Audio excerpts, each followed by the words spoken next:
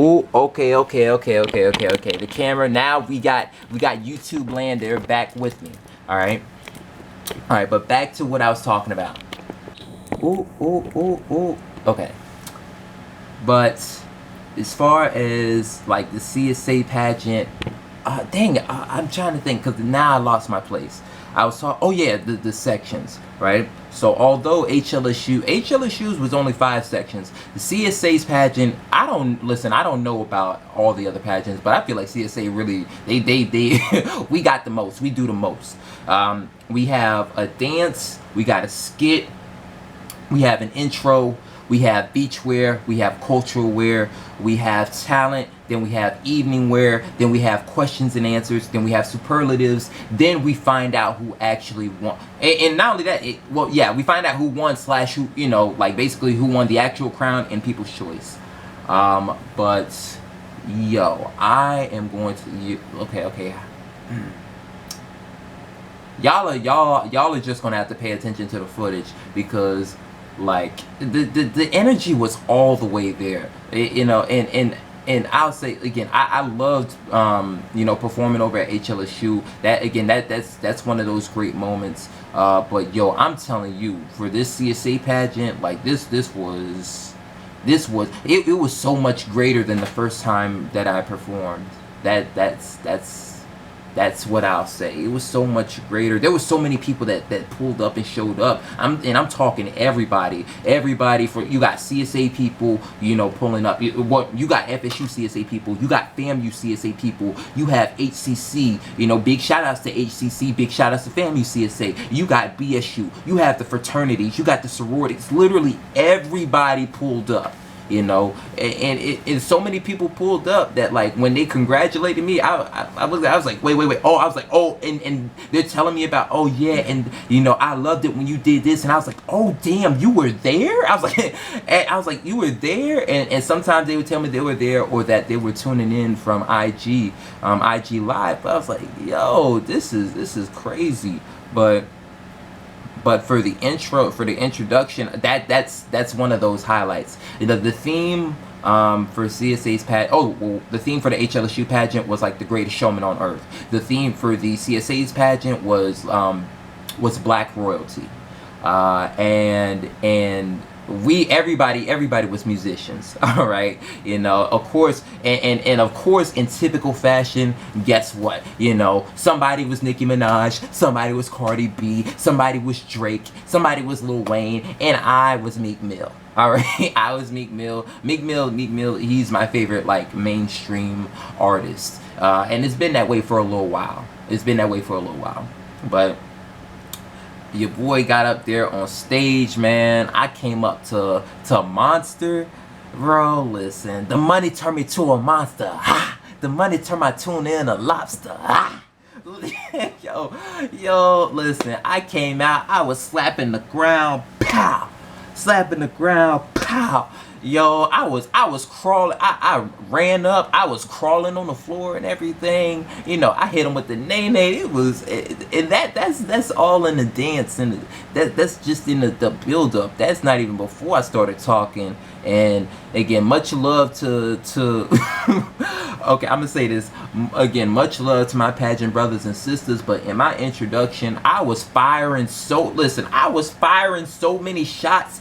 Hold up, I got the gat. I got the blicky right here. Blah blah blah. Firing so many shots at Wayne. I was shooting so many shots at Drake. I was shooting so many shots. Hell, I took a couple shots at Nicki. Like, bro, listen, I was too turned. I was geeked for it. But at the same time, I'll say this, I was really in search and in need of what I call a championship, in a crown. And man, I really wanted to lay it all out. If nothing, not even taking into account whether or not I win or lose, I really wanted to lay it all out. I wanted to do my best, put it all out there on the line. And again, like I said, the main goal was to make sure that these two pageants were the best, the best pageants. I'll say this, the greatest pageants of all time. Forget FSU history, forget organization history, forget FSU history, just the greatest of all time that has ever been, witnessed. That's what I was going for.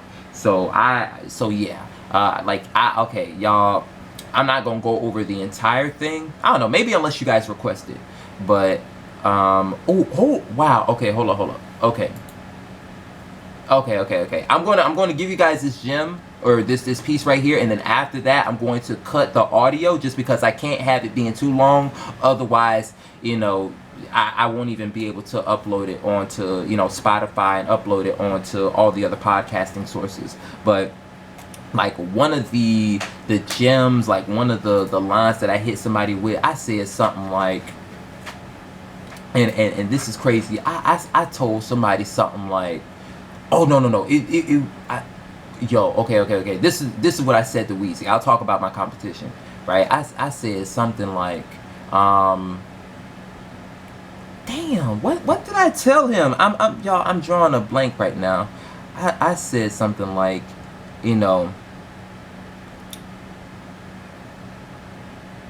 I said, yo, keep my name out your filthy, disgusting, Weasley, measly mouth.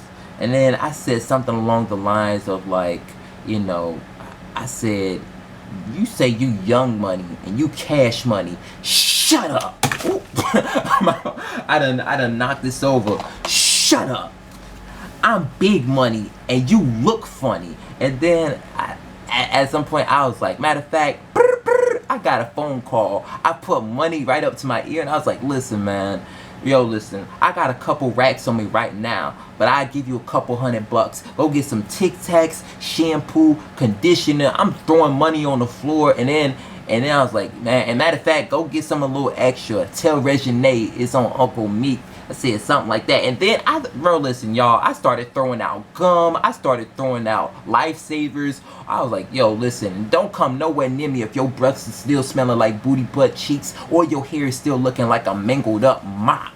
And yo, the crowd was loving it. But here's the thing, I'll say this.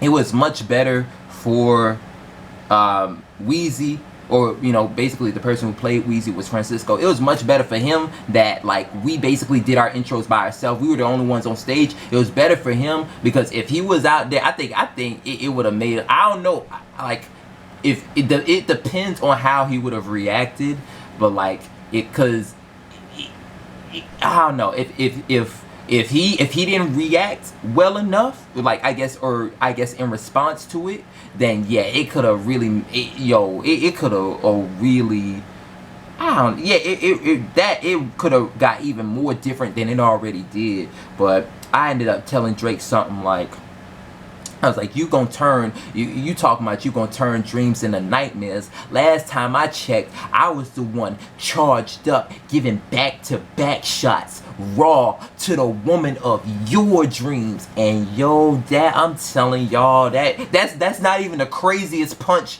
that I threw in the intro.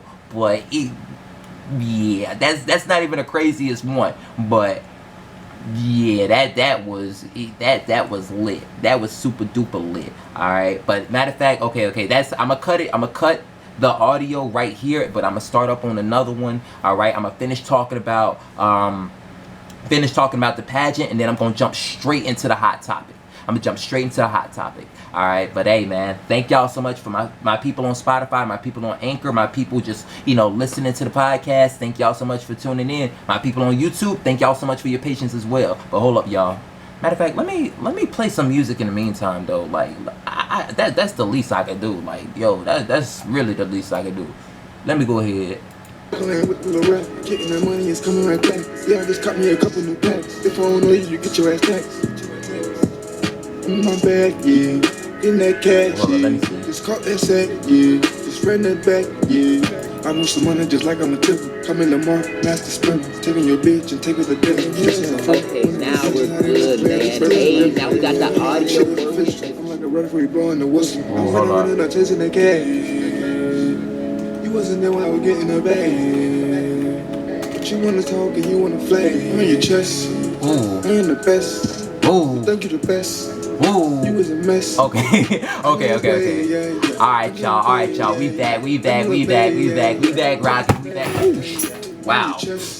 Okay. Maybe we're not as back as I thought. Shit, I'm out here knocking not even the camera, the mic over for the umpteenth time this entire freaking episode, but it's cool. Nobody is fucking with my squad. Hold on, let me pause. By the way, again, big shout outs to Lil Mark Baby and big shout outs to I'm Gas. But yeah, no, again, the introduction, that was a key, that was one of them highlight parts.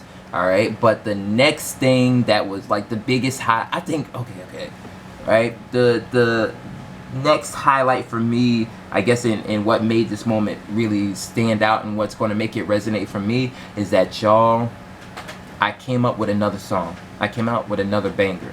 Alright, now it's also the thing that makes this moment special, CSA's pageant special, is because juxtapose it to, like, one, I had already been in CSA's pageant, again, as I've already mentioned, and in the last time, you know, I'll say, like, for certain, I did really well in the intro, and I did really well in the talent portion as well. You know, in both of those sections, I had a lot of sauce, a lot of flavor. You know, you really got to see, one, that's where Big Daddy Drip was created. That's where Big Daddy Drip was molded, you know, and we finally got to see that come to fruition 2 years ago.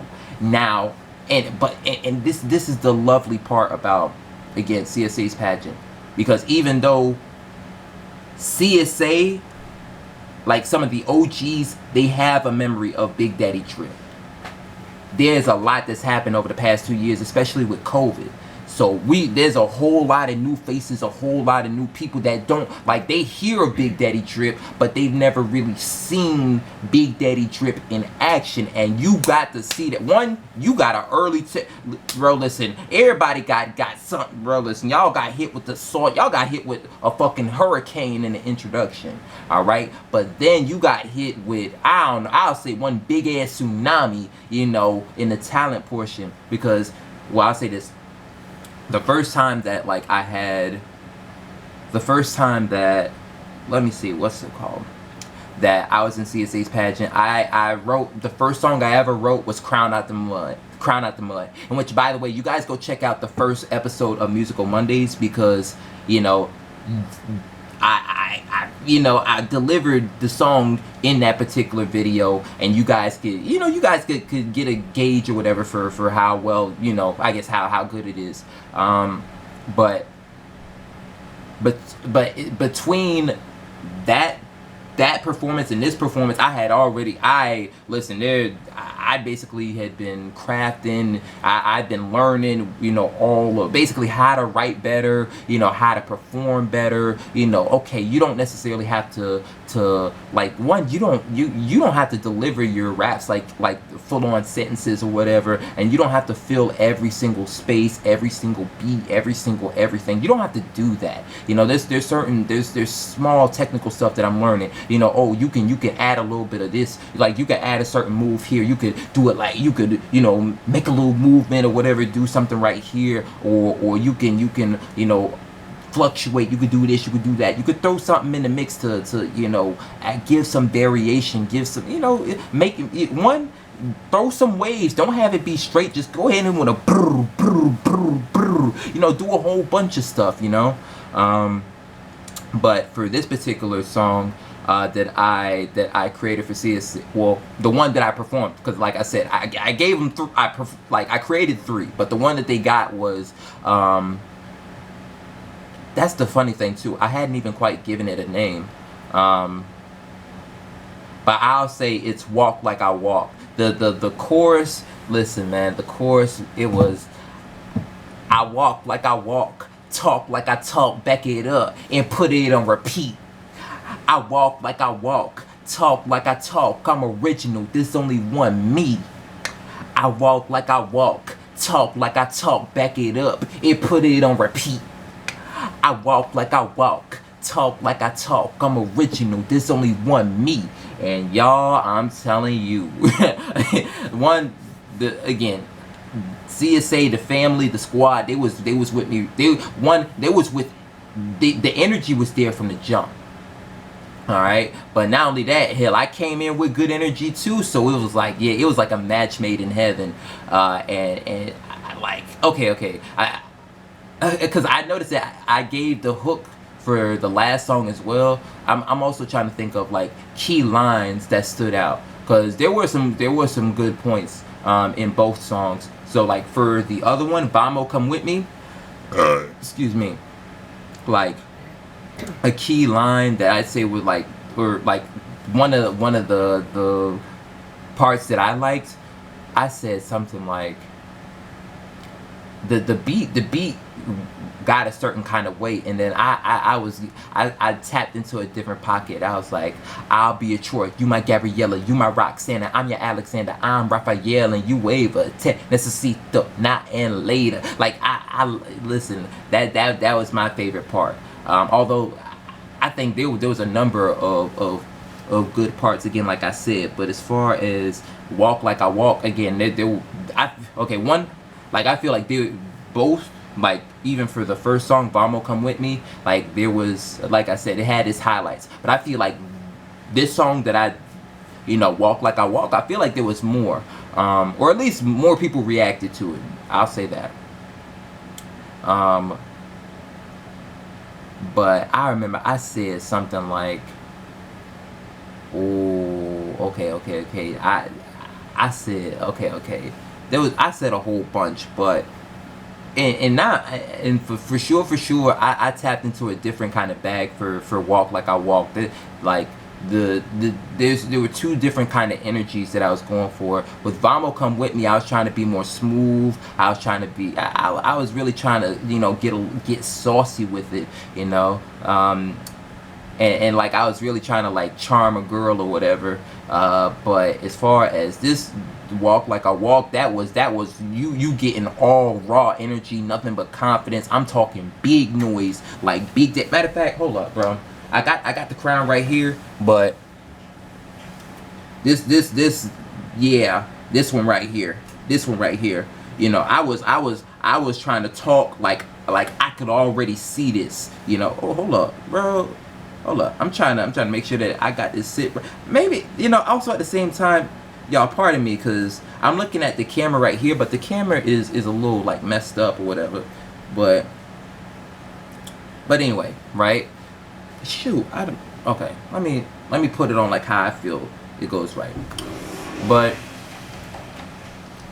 like I was talking like I could already see this right here, and like I don't know, I was just like trying to like go for, like, I guess confidence was the main thing, because although I know that I put in all the work, I feel like that was one of, even though, and I feel like I was confident even looking back to the last one, to the last pageant, I feel like I needed to be even more so confident, just because one, listen, if you really prepared and you really went all out or whatever, your confidence needs to match that shit step for step all the way. So, and I like, there was a certain point within the song I was like I said something like there may be many people, they don't do it better. I keep gold on my neck, gold on my wrist. Ladies want to touch up all up on me, they can't resist. They smell the Dolce & Gabbana cologne. See the Rollie, they already know it's two-tone. Like,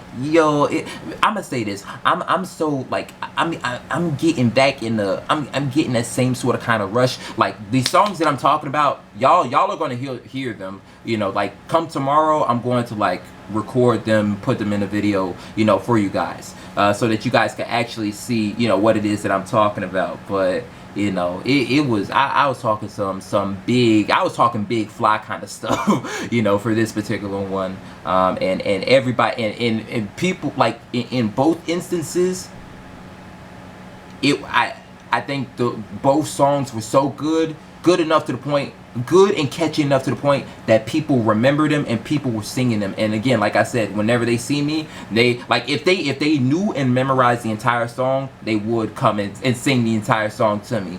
But they at least got the hook, so it's pretty dope. And not only that, just like I went all out for for you know the evening wear for HLSU, I went all out for the one for CSA. And because here's the funny thing, right? I had like for CSA's pageant, I had a wine colored double-breasted suit, and for HLSU I had a red double-breasted suit. So, and then not only that, I had white what's it called?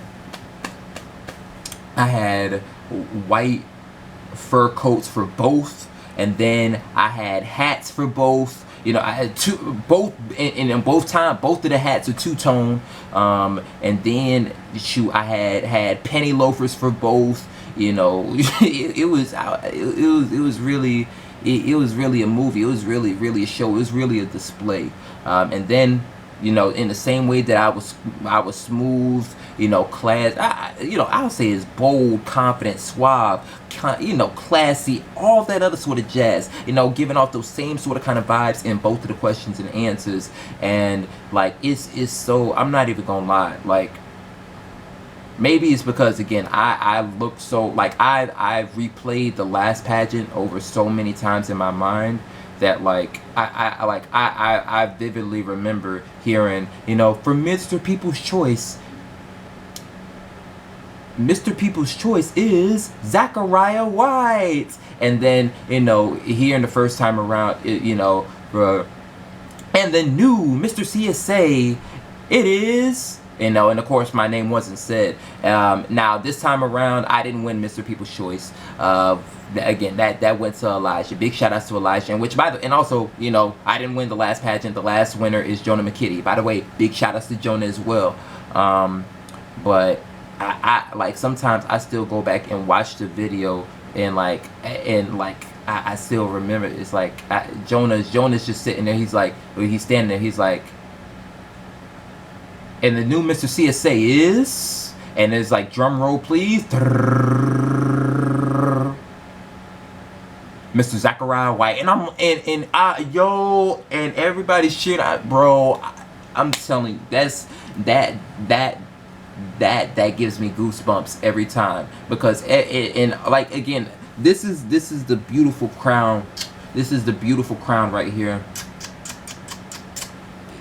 Like I don't, it's crazy because like even when I watch it, like I'm like, damn, every time I watch it I'm like, damn, who the fuck is he gonna give it to? I'm like yo, and even though I know that I was coming to kill, I know that I was coming to do well and all that other sort of jazz, but I'm like, damn, who the fuck is he gonna give it to? Like I'm like, yo, shit, like I'm watching it like it's live time. I'm watching it like I don't even know what the hell done happened. I don't got the damn shit sitting with me right here. You know. But yeah, you know, listen, y'all, I've been talking way too long about these pageants. I'll go ahead and jump straight on to the hot topic. All right, but hold on, let me see. Ooh, okay. So this camera is about to get ready to cut off on me pretty soon. Well, not too. I mean, I got a little bit of time. What I will do is give y'all this, right? I'll give y'all a little bit of a preview, because I did mention that I was working on something.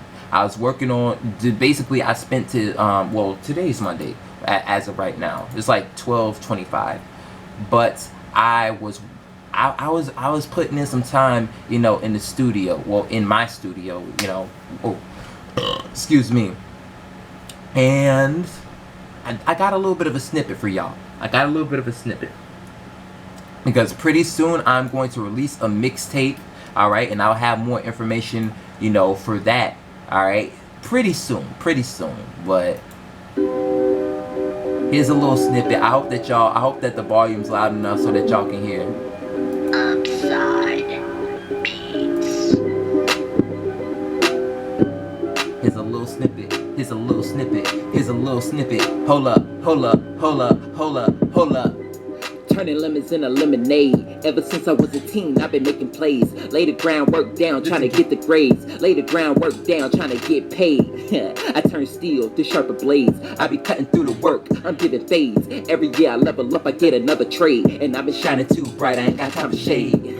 Turning lemons into lemonade. Ever since I was a teen, I've been making plays. Lay the groundwork down, trying to get the grades. Lay the groundwork down, trying to get paid. I turn steel to sharper blades. I be cutting through the work, I'm giving fades. Every year I level up, I get another trade. And I've been shining too bright, I ain't got time for shade. Hold up, Big Daddy Drip. Hold up.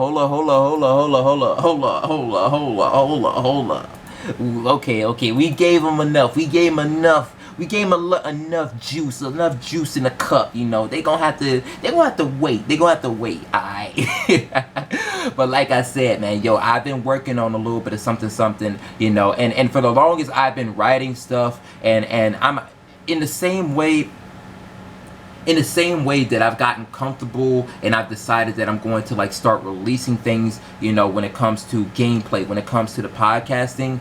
At this point I'm like, you know what, I need to do the same thing. I need to have the same sort of mentality when it comes to, you know, my music, because although I've only started writing, you know, when I was 18. Shit, I'm pause. 18, shit, probably not even 18. I've only started writing when I was 19. You know, it wasn't like I wanted to be a rapper ever since I was a kid or whatever, but I'll just say this, over time, even as I was a kid, I found out that I was a good writer. You know, just writing, just writing, just in general, you know, and I don't know, I got enough of a mind that I can convert it into something when it comes to music, when it comes to poetry. So, you know, let me go ahead and try and do a little bit of something as well, you know, and also not saying that, listen, I love a whole lot of these rappers now, but also at the same time, I do know that some people, they just be I don't know, man. If I had to use food as an analogy, that food, they don't be giving that good ass home cooking, bruh. And I know that I can give that. So let me, shit, man, I'm a chef with the shit. Chef Big Daddy Drip. Let me go ahead and whip up something in a pot, man. You know, I gotta do a little bit of something. But, you know, listen, this camera again. Oh, man. Okay, I keep talking about this camera.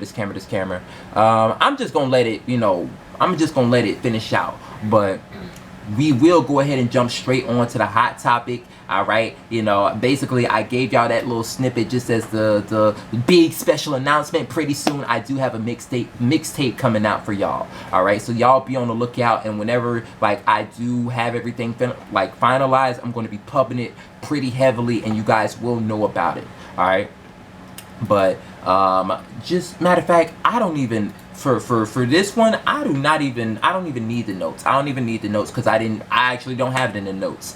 But the hot topic that I do have for you guys, it originated from a post that I saw on ESPN's IG.